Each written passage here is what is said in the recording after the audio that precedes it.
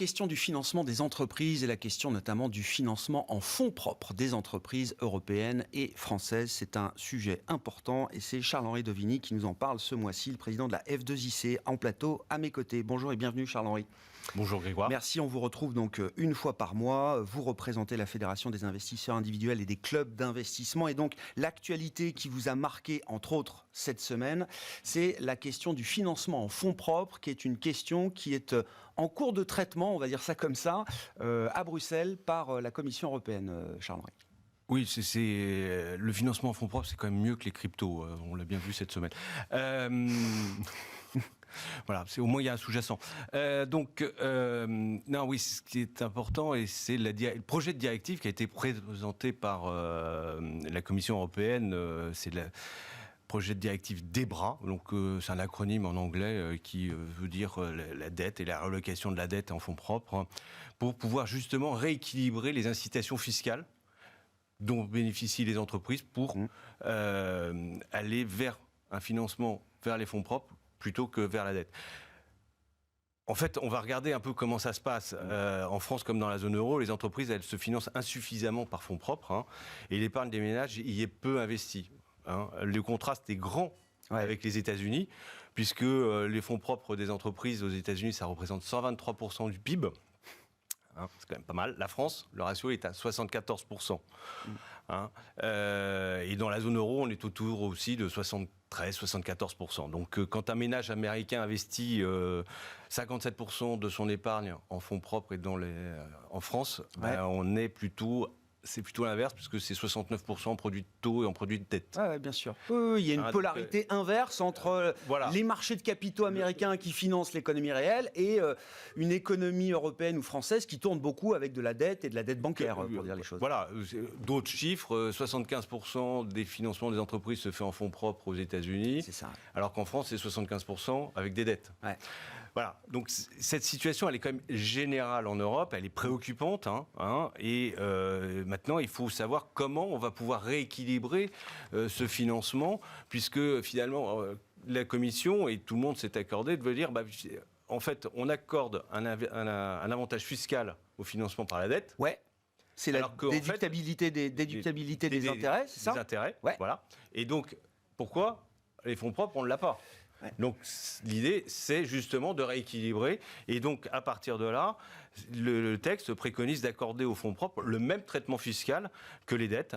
Aujourd'hui, une déduction fiscale est autorisée pour les intérêts d'emprunt, mais pas pour les dividendes. Et une entreprise a une incitation fiscale à emprunter plutôt qu'à émettre des actions.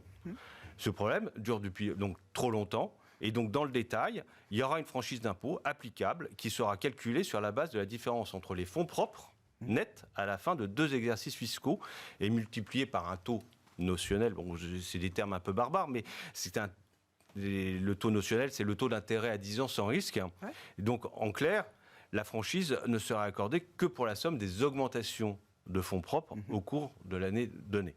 Et donc, en plus, cette franchise, après, elle est valable sur 10 ans et avec un certain nombre de mécanismes. Et ça permet à ce moment-là, à l'investisseur individuel que je représente, mais aussi à travers les investisseurs institutionnels qui sont financés par l'épargne des particuliers. Je répète quand même que les institutionnels, 75% de leurs encours, c'est l'épargne des particuliers. Il ne faut pas non plus faire la dichotomie entre les institutionnels et les particuliers. Les particuliers sont aussi intéressés par l'investissement des institutionnels.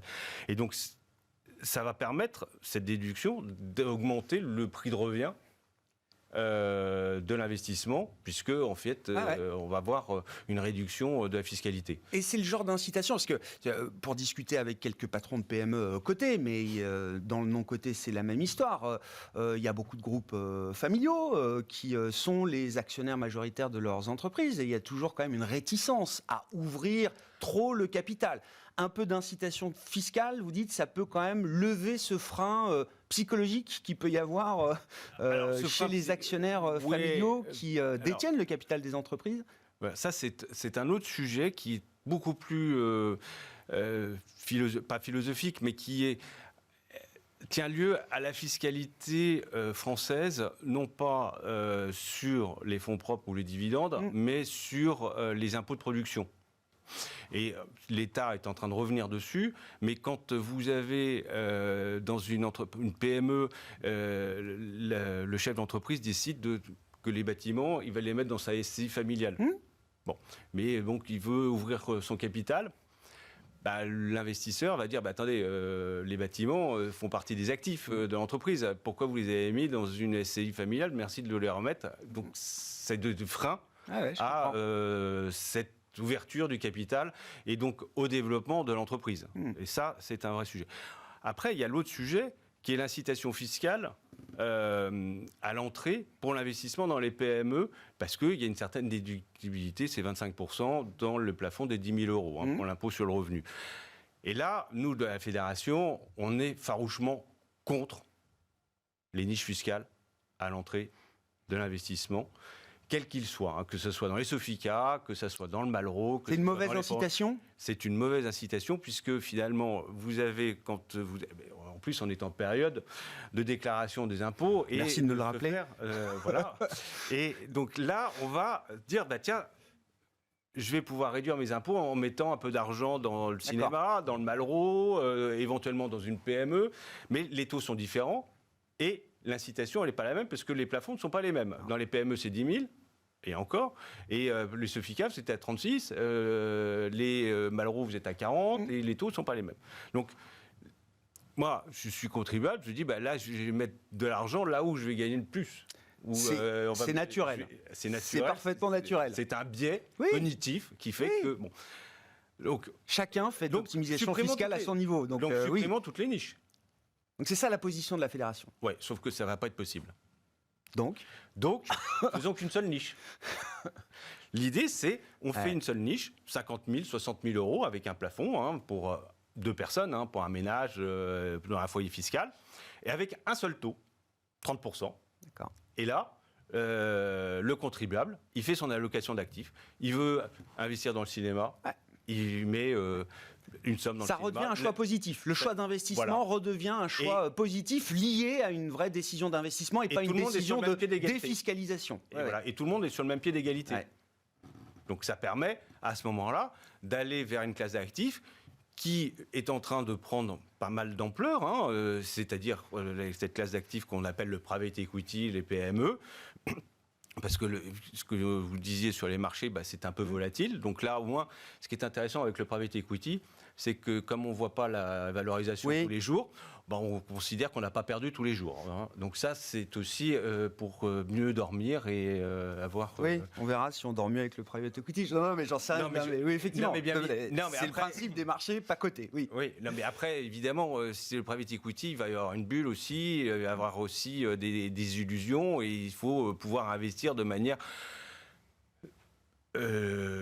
assez large et pas uniquement dans une ou deux entreprises et investir là où on connaît les entreprises. Et puis après vous avez quand même un certain nombre d'outils, des fonds, des boîtes qui vous permettent, vous particuliers, d'aller sur le private equity et donc à partir de là il faut faire confiance aux intermédiaires. Baissent, etc. On a des fonds de fonds, il y a des solutions de private equity qui s'adressent de plus en plus au grand public aujourd'hui. De plus en plus. On peut parler d'Audacia, de Pécan, de NextStage. Vous avez quand même une foultitude de professionnels qui permettent aux particuliers d'aller sur cette classe d'actifs. Mais franchement, il faut que les entrepreneurs aussi français se disent OK, maintenant on va aussi investir en fonds. Il va falloir être capable d'accueillir aussi de nouveaux actionnaires. Voilà, ça c'est un point important. Bon, la bataille des fonds propres au niveau européen et au niveau français. Merci beaucoup Charles-Henri. Charles-Henri Dauvigny, avec nous une fois par mois en plateau, le vendredi, le président de la Fédération des investisseurs individuels et des clubs d'investissement.